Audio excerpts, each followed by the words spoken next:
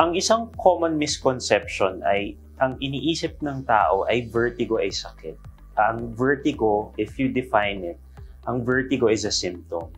So the formal definition of vertigo, it's a illusory sensation, meaning pakiramdam ng isang pasyente or isang tao na umiikot siya or gumagalaw yung paligid. Pero hindi naman actually.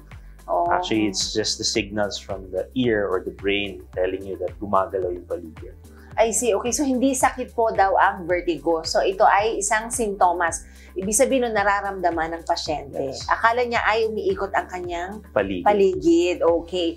Eto, Dok, kasi di ba may iba nagko-complain din ng pagkahilo kasama nito, itong ganitong pakiramdam.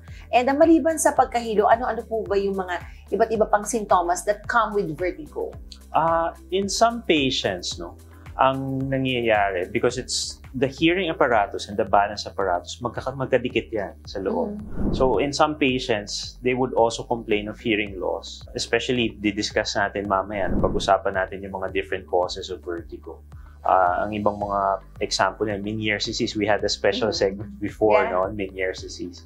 So isa sa mga cause and mga infections sa inner ear pag umabot. I see. Okay, and ano ba yung usual cause nito, Doc? Ano sanhi ng vertigo? Kadalasan, number one cause is yung tinatawag na positional vertigo. It's very common, middle age to advanced age. Yung positional vertigo or tinatawag na BPPV. Ang ibig sabihin ng BPPV for our audience, it's benign paroxysmal positional vertigo. Ang nangyayari lang doon, no? Meron kasing mga crystals na maliliit sa balance apparatus. Tapos pag naligaw siya and napunta siya dun sa part ng balance apparatus na hindi siya dapat nandoon, nagkukos siya ng trigger ng vertigo.